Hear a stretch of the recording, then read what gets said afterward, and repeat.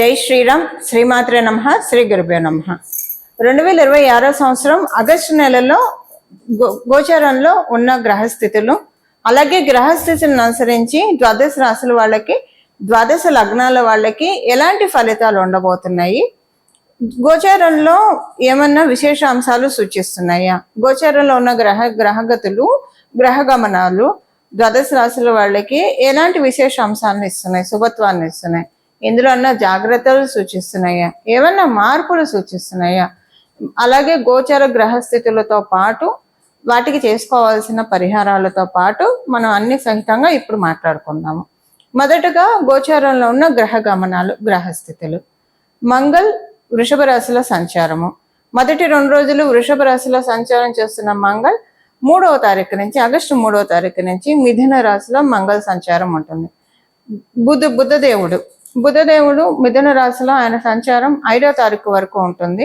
6వ తారీఖు నుంచి మిథున రాశిలో నుంచి కర్కాటక రాశిలో బుధదేవుని సంచారం ఉంటుంది. కర్కాటక రాశిలో రవి బుధ గురుల సంచారము, రవి గురుల సంచారము మొదటి నుంచి ఉంది, స్టార్టింగ్ నుంచి. బుధదేవుడు 6వ తారీఖు నుంచి కర్కాటక రాశిలో సంచారం ఉంటుంది. రవి బుధ గురువులు ముగ్గురు కూడా 17వ తారీఖు వరకు కూడా కర్కాటక రాశిలో సంచారం ఉంటుంది. 18వ తారీఖు నుంచి రవి, కర్కాటక రాశిలో ఉన్న రవి సింహరాశిలోకి ఆయన సింహరాశిలో పయనం ఉంటుంది. 23వ తారీఖు కర్కాటక రాశిలో ఉన్న బుధ భగవానుడు సింహరాశిలోకి వస్తాడు. కేతుదేవుని సంచారము సింహరాశిలో, శుక్రదేవుని సంచారం, శుక్రాచార్యుల వారి సంచారము కన్యా రాశిలో, కుంభరాశిలో రాహు యొక్క సంచారము, శనీశ్వరుడి సంచారము మీనరాశిలో ఉంది. వక్రించిన శనీశ్వరుడి సంచారము మీనరాశిలో ఉంది. ఇవి గోచారంలో ఉన్న గ్రహస్థితులు. ఈ గోచారంలో ఉన్న గ్రహస్థితులను అనుసరించి ఫలితాలని ఇప్పుడు మనం చూద్దాము. ఫలితాన్ని చూడటానికంటే ముందుగా ఈ మాసంలో గోచారంలో ఉన్న ప్రత్యేక అంశం ఒకటి ఉంది, అది మనం చూద్దాం. కర్కాటక రాశిలో 6వ తారీఖు నుంచి, ఆగస్టు నెల 6వ తారీఖు 2026 6వ తారీఖు నుంచి, ఆగస్టు 6వ తారీఖు నుంచి, అలాగే 2026 ఆగస్టు 17వ తారీఖు వరకు రవి బుధ గురుల సంచారం ఉంటుంది. ఇది చాలా మంచిది. రవి బుధ గురువుల సంచారము కర్కాటక రాశిలో అందరికీ శుభత్వాన్ని సూచిస్తుంది. ఏ విషయాల్లో శుభత్వాన్ని సూచిస్తుందో అది మనం చూద్దాం. అంటే ఇప్పుడు ఆయన మిథున రాశి, కన్యా రాశి వాళ్ళకి కూడా మంచి ఫలితాలే ఉంటాయి, ఆయన రాష్ట్రాధిపతి కాబట్టి. ఇంకా కొన్ని రాశులకి ప్రత్యేకమైన శుభం ఉంటుంది. కర్కాటక రాశి వాళ్ళకి పూర్తిగా శుభ ఫలితాలను ఆయన ఇవ్వడు కూడా, పూర్తిగా ఇవ్వలేడు. బట్ మిగతా 2 గ్రహాలు గురువు మరియు రవి వీళ్ళిద్దరు ఇస్తారు.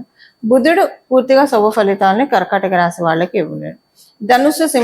ధనుసు మరియు మీన రాశి వాళ్ళకి కూడా బుధుడు ఇక్కడ కర్కాటక రాశిలో ఉంటే పూర్తిగా శుభ ఫలితాలను ఇవ్వడు.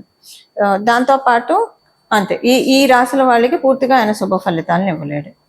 ఇప్పుడు మనము ఈ ప్రత్యేక అంశాలతో కూడుకున్న ఈ గ్రహస్థితి అందరికీ ఎలాంటి ఫలితాన్ని తెచ్చిపెడుతుందో మనం ఇప్పుడు చూద్దాం. ప్రతి ఒక్క రాశి వాళ్ళకి కూడా విడివిడిగా మనం ఇప్పుడు మాట్లాడుకుందాం. కన్యా రాశి, కన్యా లగ్నంలో పుట్టిన వాళ్ళకి ఈ మాసం మీకు అనుకూలంగా ఉంది. మీ రాష్ట్రాధిపతి లాభస్థానంలో ఉండడం వల్ల అనుకూలమైన పరిస్థితులు మీరు చూస్తారు. ఏ విషయంలో అనుకూలత చూస్తారు? ఇంకేంటి, ఫైనాన్సెస్ విషయంలో అనుకూలత చూస్తారు. మీరు ఉద్యోగస్తులు అయితే మీ ఉద్యోగంలో మంచి మార్పులు చూస్తారు. అక్కడ మీకు అప్రిషియేషన్స్ ఎక్కువగా ఉంటాయి, అధికారుల గుర్తింపు ఎక్కువగా ఉంటుంది. త్వరలోనే మీరు శుభవార్తలు వింటారని వాళ్ళు చెప్తారు. అంటే త్వరలోనే మీ శాలరీ రివైజ్ చేస్తాం, మీ పొజిషన్ రివైజ్ చేస్తాం ఇలా చెప్తారు. మీరు ఇంకో చోటికి వెళ్ళాలని ప్రయత్నిస్తుంటే లేదా వేరే ఉద్యోగం, అక్కడి నుంచి ఫేవరబుల్గా వింటారు, ఫేవరబుల్ థింగ్స్ వింటారు. అలాగే మీరు వేరే చోటికి వెళ్ళాలని ప్రయత్నిస్తున్నా అనుకూలంగా ఉంది. ఇలా ఉద్యోగస్తులు. మరి వ్యాపారస్తుల మాట ఏంటి? వ్యాపారస్తులకి కూడా ఇంకా ఉద్యోగస్తులతో పోల్చుకుంటే వ్యాపారస్తులకి ఇంకా ఎక్కువ ఉంటుంది. ఎందుకంటే వాళ్ళకి బాగా, ఇప్పుడు ఉద్యోగస్తుల కంటే లిమిటెడ్ ఇన్కమ్ ఉంటుంది. వ్యాపారస్తులకు అలా కాదు కదా, వ్యాపారం బాగా జరిగితే ఎంతైనా సంపాదించవచ్చు. వ్యాపారం బాగా సాగుతుంది, మీకు తృప్తి అనిపిస్తుంది. ఈ మాసం ఏంటంటే ఇన్నాళ్ళు మీకు చాలా వచ్చి ఉండొచ్చు కాక, చెయ్యి తిప్పుండొచ్చు కాక, బాగా తిరిగి ఉన్న చెయ్యి అయి ఉండొచ్చు కాక, కానీ ఈ మాసం మీకు వచ్చే తృప్తి ఫైనాన్షియల్ మ్యాటర్స్లో ఇంతకుముందు ఎప్పుడు లేని విధంగా ఉంటుంది. ఒక రకంగా మిమ్మల్ని చూసి మీరు గర్వపడే సమయం ఇది. చాలా బాగా ఉంటుంది ఫైనాన్షియల్గా. మీ జ్యేష్ఠ సోదరులకి లాభస్థానం బలంగా ఉండడం వల్ల మీకు అన్నయ్యలు కానీ అక్కలు కానీ ఉంటే వాళ్ళకి చాలా మంచి సమయం ఇది. వాళ్ళకి ఫైనాన్షియల్గా బాగుంటుంది. మీకు వాళ్ళతోటి రిలేషన్ చాలా బాగా ఉంటుంది. ఒక రకంగా చెప్పాలంటే హ్యాపీయెస్ట్ థింగ్స్ మీ చుట్టూ కనిపిస్తూ ఉంటాయి. అన్ని మంచి శకునములుగా కనిపిస్తాయి. హాయిగా అనిపిస్తుంది. అన్ని కోరికలు తీరుతాయి. నెమ్మదిగా బాగుంది. ప్రశాంతంగా వెళ్ళిపోతుంది. ఎక్కడ ఆరాట పోరాటాలు ఉండవు. మానసిక మదనం ఉండదు. ప్రశాంతంగా ఉంటారు. స్థిరచిత్తంతో ఉంటారు. ముందేంటంటే ఆత్మవిశ్వాసం ఎక్కువగా ఉంటుంది. ఈ కన్యా రాశి వాళ్ళకి గత కొంతకాలంగా ఆత్మవిశ్వాసం ఉన్నా కూడా పరిస్థితులు ఆత్మవిశ్వాసాన్ని ఎప్పటికప్పుడు తుంచేస్తూ ఉన్నాయి. మీరు మళ్ళీ ఆత్మవిశ్వాసాన్ని తెచ్చిపెట్టుకోవడం, మళ్ళీ తుంచేయడం, మళ్ళీ తెచ్చిపెట్టుకోవడం, మళ్ళీ తుంచేయడం. ఒక రకంగా చెప్పాలంటే తుమ్మితే ఊడిపోయే ముక్కులాగా అయిపోయింది అది.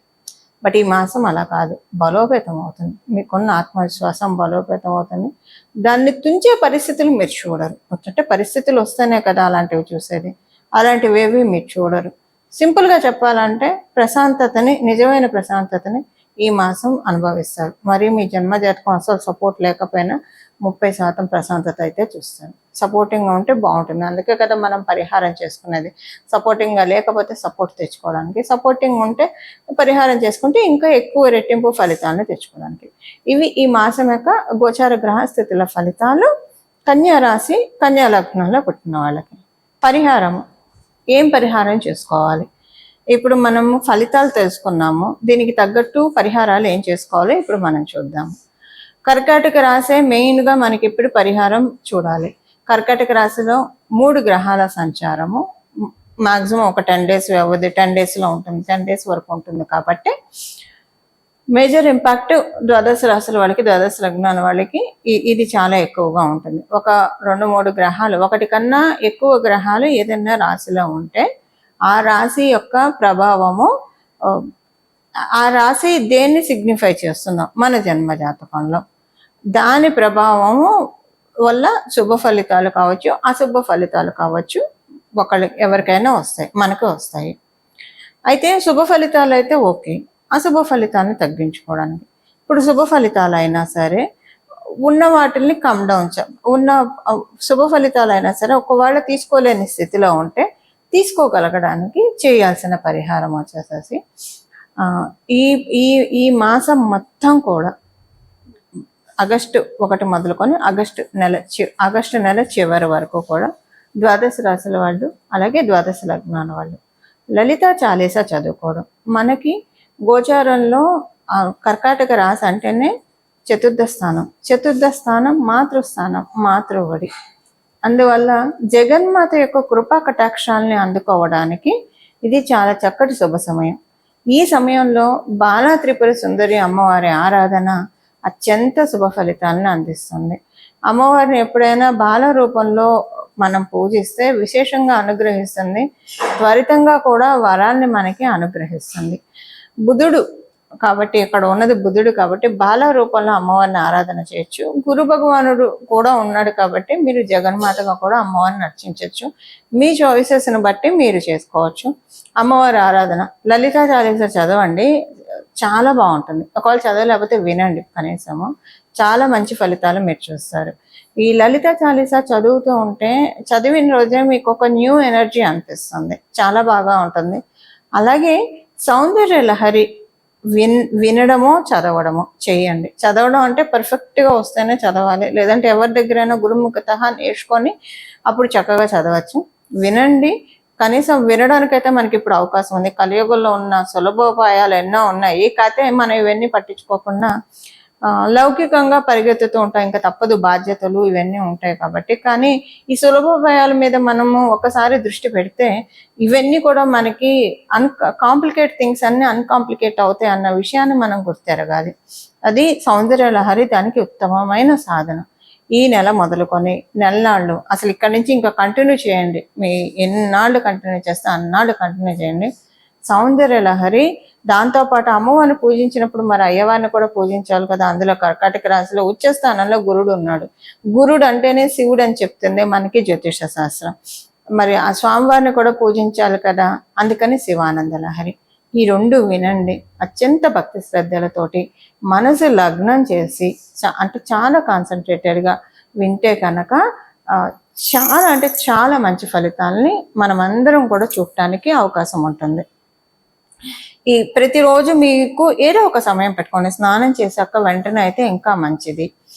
వినడమే కాబట్టి చదవడం కాదు కాబట్టి కొంచెం శుచులయ్యి కాళ్ళు చేతులు కడుక్కొని బయటికి వెళ్ళి వస్తే బట్టలు మార్చుకొని, కుదిరితే మీరు స్నానం చేయండి, లేదా బట్టలు మార్చుకొని ఉతికిన బట్టలు కట్టుకొని కాళ్ళు చేతులు మొహం శుభ్రంగా కడుక్కొని కూర్చొని బొట్టు పెట్టుకొని నుదుటన వినండి. చాలా అంటే చాలా మంచి ఫలితాలు వస్తాయి. కుదిరిన వాళ్ళు అంటే పొద్దున్నే ఉద్యోగం, పరుగులు, వ్యాపారము, పరుగులు ఇలా కొంచెం అలా ఉన్నా మేము మేనేజ్ చేసుకోగలుగుతాం అనుకున్న వాళ్ళు పొద్దున్నే స్నానం చేసిన వెంటనే వినండి. రోజుకొక శ్లోకం వినండి, భక్తి శ్రద్ధలతో వినండి. చాలు, మీకు ఎంత కుదిరితే అంత అసలు వినడానికి ప్రయత్నించండి. దీంతో ఎంతో మంచి మార్పులు మీరు చూస్తారు. గోచారంలో ఉన్న మీ జన్మ గ్రహస్థితుల్లో మీకు ఏవేవైతే ఇబ్బందులు కలిగిస్తున్నాయో ఆ ఇబ్బందుల నుంచి నెమ్మదిగా గట్టెక్కడానికి చక్కటి అవకాశం ఉంటుంది.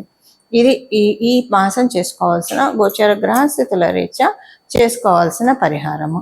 ఇలా మనందరం కూడా జగన్మాత మరియు మహాదేవుడు ఆశీస్సుల్ని పరిపూర్తిగా అందుకోవాలని చెప్పి మనస్ఫూర్తిగా ప్రార్థిస్తూ, ఇంకొకటి దీంతో పాటు ప్రతిరోజు విష్ణు సహస్రనామం పారాయణం చేస్తే చాలా మంచి ఫలితాలు వస్తాయి. విష్ణు సహస్రనామం చదవండి లేదా వినండి.